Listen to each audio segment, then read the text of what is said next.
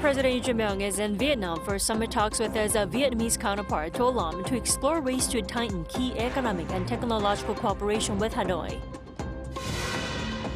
U.S. President Donald Trump said he would extend the ceasefire with Iran until peace talks conclude, but Tehran has dismissed the move as meaningless. Korea's producer prices climbed at their fastest rate in nearly 4 years in March, fueled by rising petroleum and chemical costs amid higher global oil prices.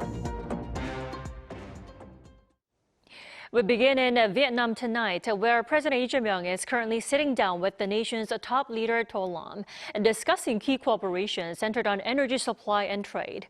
Our Blue House correspondent Yoon follows this report from Hanoi.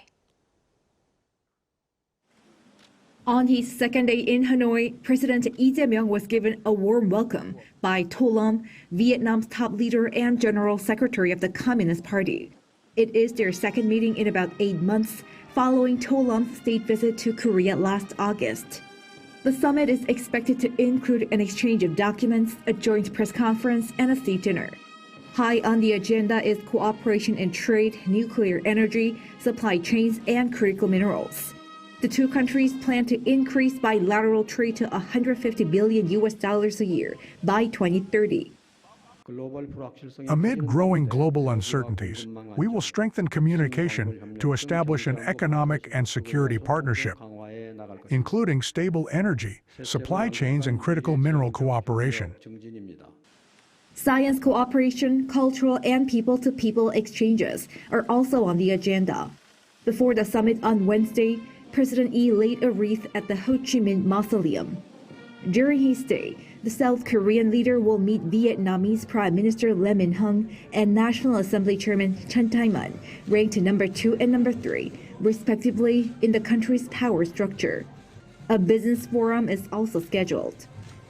Diplomatic officials say the president's trip to this fast-growing nation carries significance as South Korea explores opportunities to expand its diplomatic horizon at a crucial time in geopolitics. Yoon Min, Arirang News, Hanoi. And earlier on this Wednesday, President Yoon hosted a luncheon for the Korean community in Hanoi. And at the event, he vowed to actively address challenges faced by overseas Koreans. He also highlighted the needs of multicultural families, noting that there are now some 100,000 Korean Vietnamese households across both nations. Vietnam is home to the 5th largest Korean community in the world and the largest in ASEAN with a population of roughly 200,000. With around a day left until the deadline of the original 2-week ceasefire deal, Washington has extended the timeline with no set due date. Trump stated that he will be waiting for a unified proposal from Iran. Our Kim Bo-kyung tells us more. U.S. President Donald Trump has announced an open-ended extension of the temporary ceasefire with Iran. This comes just 1 day before the original 2-week truce was set to expire.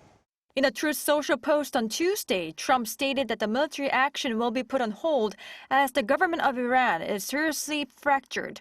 But he said the U.S. blockade of Iranian ports would remain in place until Tehran presents a unified proposal within the leadership. The BBC reported that this extension could signal Trump's desire to end a war that is not only unpopular but has roiled the global economy as well.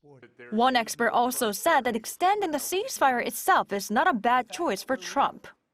I think he extended it not because Iran said yes, but because he wants one more chance to force a deal on better terms, because it buys time for diplomacy, shifts the blame onto Tehran if talk fails, and lets Washington keep pressure high without moving immediately back into full-scale fighting. Iran, however, said it would not recognize the U.S. extension, and after Trump's announcement, the Iranian Revolutionary Guard Corps fired at a container ship near the Strait of Hormuz without issuing any radio warning, causing heavy damage to the vessel's hull, according to the UK Maritime Trade Operations.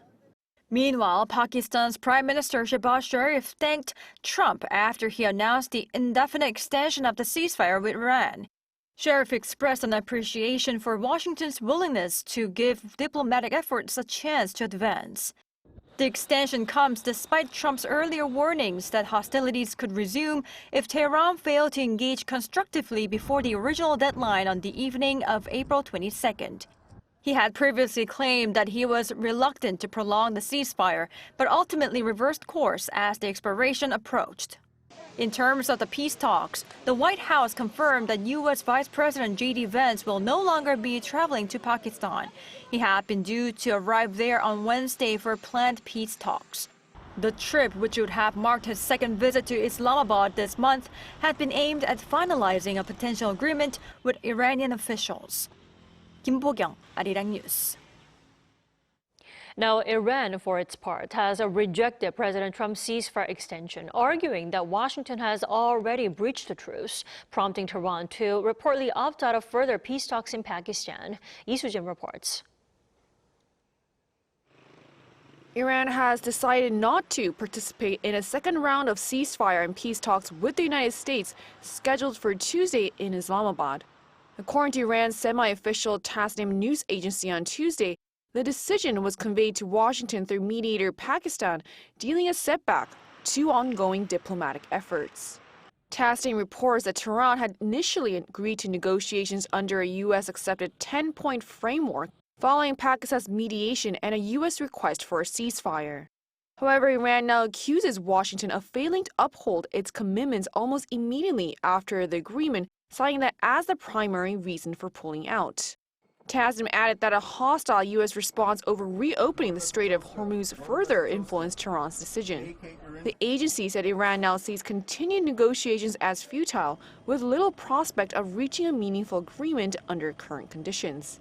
Iran is also questioning the intent behind U.S. President Donald Trump's latest announcement of a ceasefire extension, warning it could respond militarily if Washington maintains its naval blockade. State media reports Tehran will not recognize the extension and will act based on its national interests. Officials warn that as long as a blockade remains in place, Iran will not reopen the Strait of Hormuz and could use force if necessary to break it. Meanwhile, Iran is taking the dispute to the international stage. The Iranian mission to the United Nations has sent a letter calling on the UN and the Security Council to issue what it described as a firm and unequivocal condemnation of the U.S. decision to attack and seize an Iranian-flagged cargo ship. In a statement posted on X, the mission said the incident constitutes a grave breach of international law, a clear violation of the ceasefire, and an act of aggression bearing what it called the hallmarks of piracy. It warned that such actions endanger international navigation and undermine maritime safety and security. Lee Soo-jin, Arirang News. South Koreans saw producer prices post their steepest monthly increase in nearly 4 years, fueled by surging energy costs due to the Middle East conflict. Park Jun-han has this report. South Korean households may feel the effects of rising consumer prices in the coming months, as the producer price index for March recorded the largest monthly increase in nearly 4 years. According to data released by the Bank of Korea on Wednesday, the PPI reached 125.24 in March, a 1.6% jump from the previous month.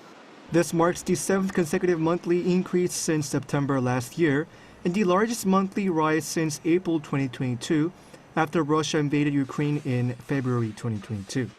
The primary driver was the sudden volatility in energy markets. As March marked the first full month of the conflict in the Middle East, global oil prices saw a dramatic spike. This led to a 31.9% surge in coal and petroleum products, the highest increase in the sector since the 1997 Asian financial crisis. Chemical products also rose 6.7%, while overall industrial goods prices climbed 3.5%. For average consumers, a rise in the producer price index, especially driven by higher energy costs, means costs are likely to be passed on through higher product prices. At its core, it's a cost issue. These are the prices producers pay, which feed into intermediate goods and eventually into final consumer products. So when prices rise at the front end, they gradually pass through the supply chain. Ultimately, that shows up as inflation. An official from the Bank of Korea warned that future movements remain highly uncertain due to ongoing negotiation risks in the Middle East. For now, Both consumers and policymakers will be watching closely to see how import-dependent Korea absorbs these rising production costs before they reach the average shopper. Park Junan, Arirang News.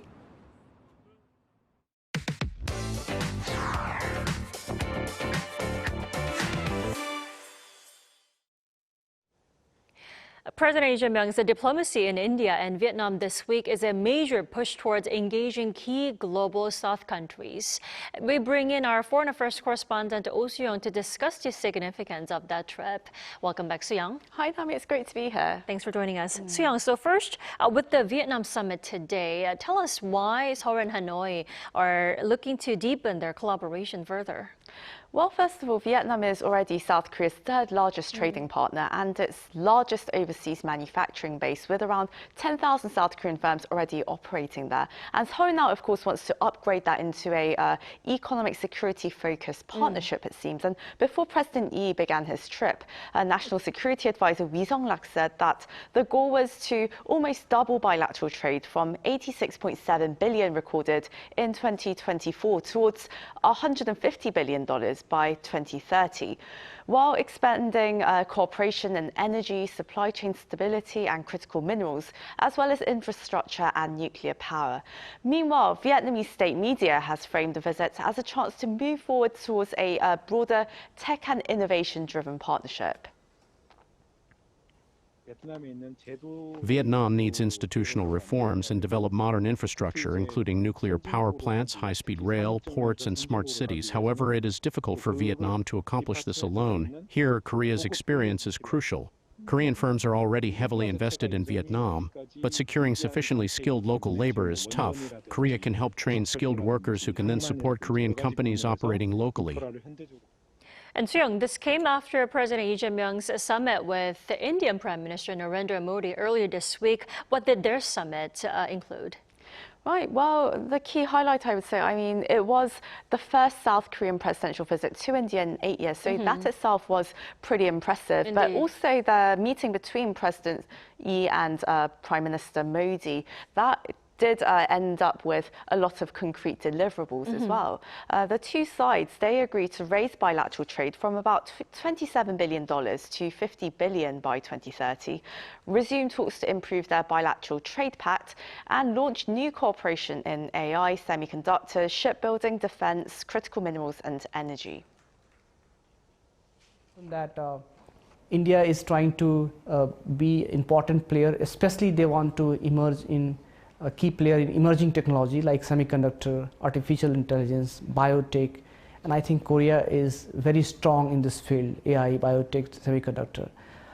So I think there is huge synergy between India and Korea because, as I mentioned, that India has a huge labor force, skilled manpower.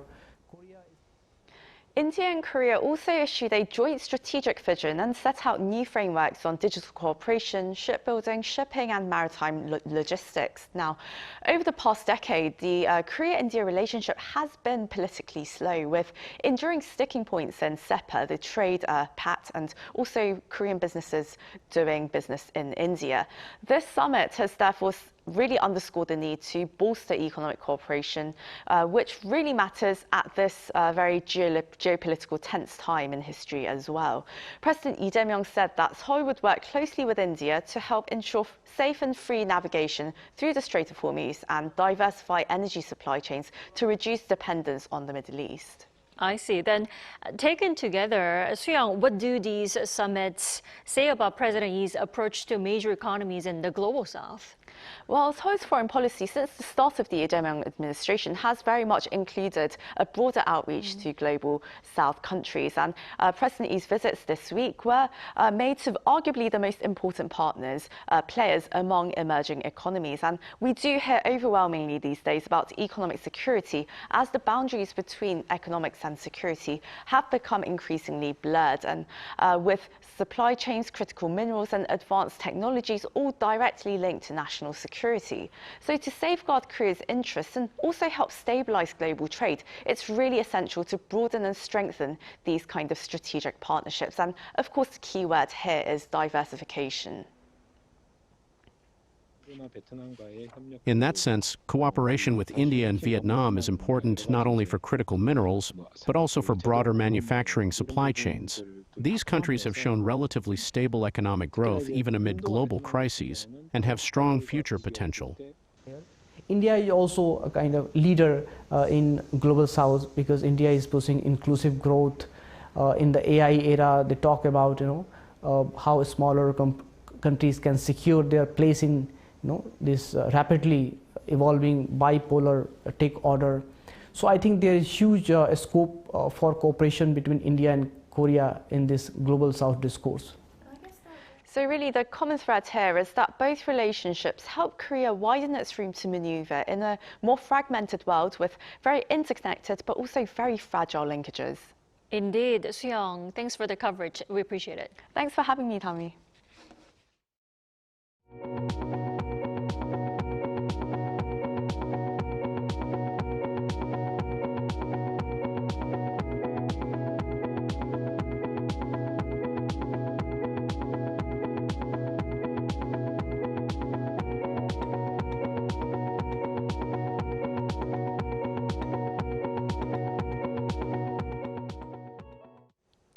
Tensions over in the Middle East appear to be having little impact on investor sentiment on the local bourse. The benchmark KOSPI soared past a 6,400 mark for the first time on Wednesday.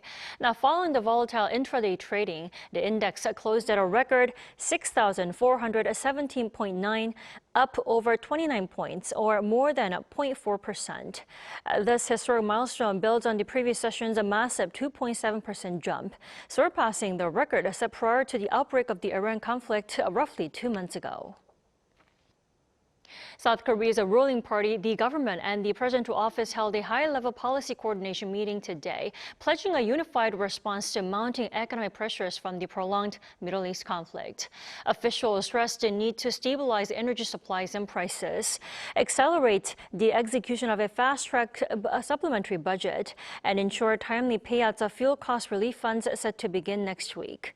And Prime Minister Kim Min-seok said the government would swiftly deploy more than 85% of key industry support funds, while maintaining daily emergency economic reviews to manage risks across energy, inflation, and supply chains.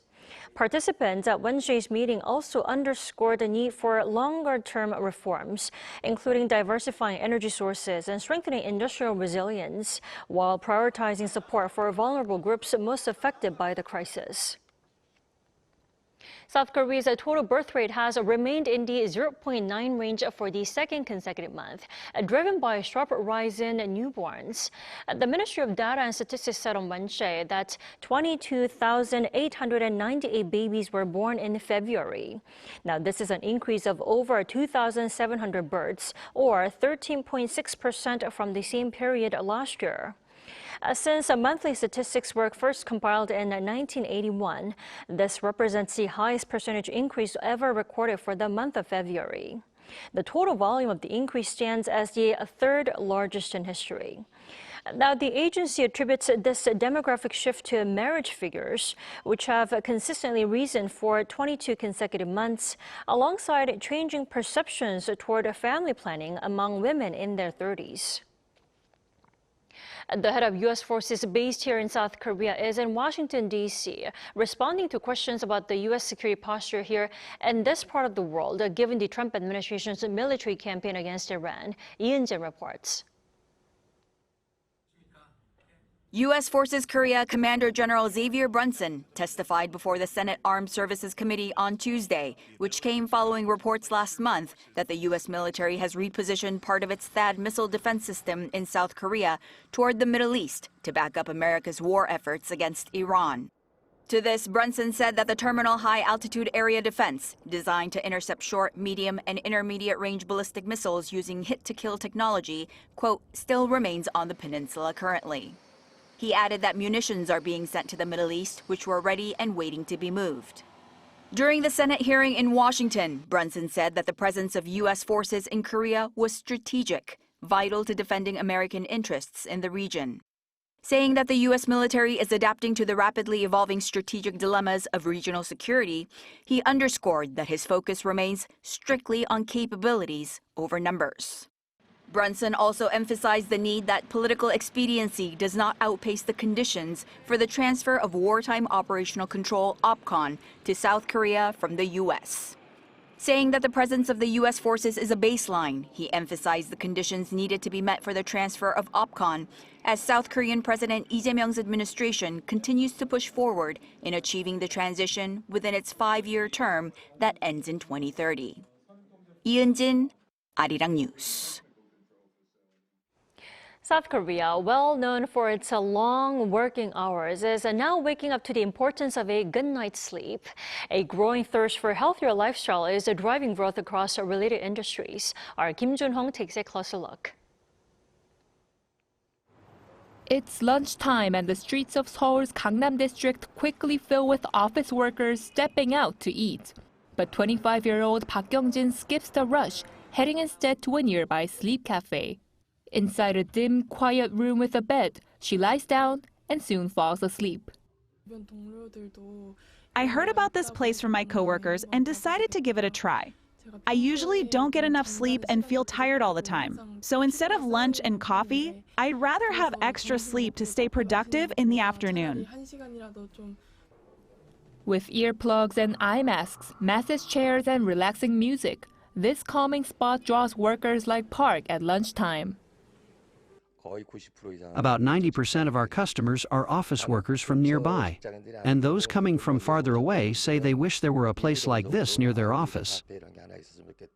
Trading meals for sleep shows how little Koreans are sleeping. Koreans sleep an average of 6 hours and 58 minutes per night, about an hour and a half less than the OECD average. That makes Korea one of the lowest ranking countries in the OECD for sleep, with sleep disorders also on the rise. Longer working hours and intense competition are key drivers of this pattern in a culture that places a premium on productivity and visible results. Koreans have a strong focus on how things appear to others. But sleep is a highly personal, private activity that isn't visible, so it's often overlooked and pushed aside. But changing lifestyles and growing interest in inner wellness are beginning to shift perceptions. Such changes are reflected in the rapid growth of the sleep industry. The value of South Korea's sleep market has grown more than tenfold over the past decade, reaching about $3.4 billion last year. The global market is expected to hit around $98 billion this year. The range of products is also diversifying, from mattresses and pillows to health supplements, aromatherapy, and lighting. In particular, South Korea is emerging as a key player in sleep tech, combining advanced ICT with personalized sleep solutions. For example, lighting systems integrated with smart technology can turn off as users fall asleep, adjust to an optimal color tone, or trigger personalized wake-up sounds. Changing lifestyles and a growing thirst for a better sleep is giving rise to a new business frontier. Kim Jun-hong, Arirang News.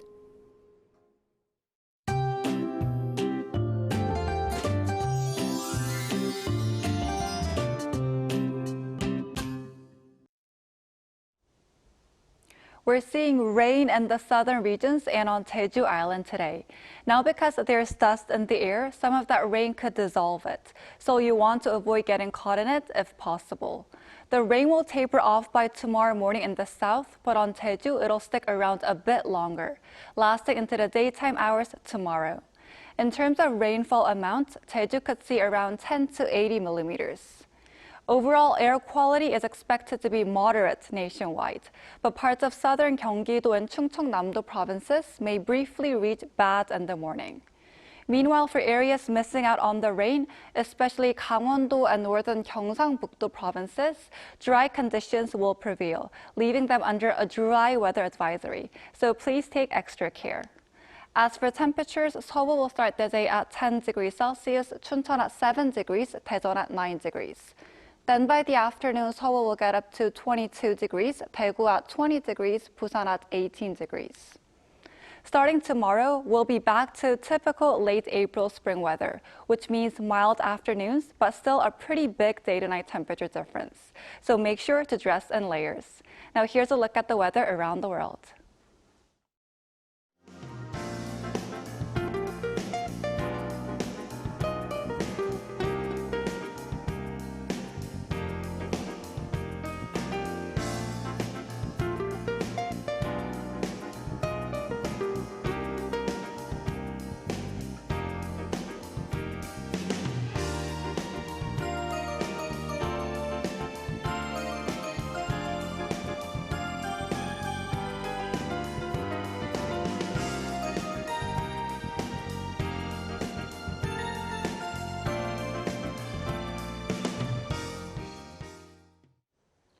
That is all we have for tonight. I'm Kim Dami. From all of us here at Arirang, thanks for watching and good night.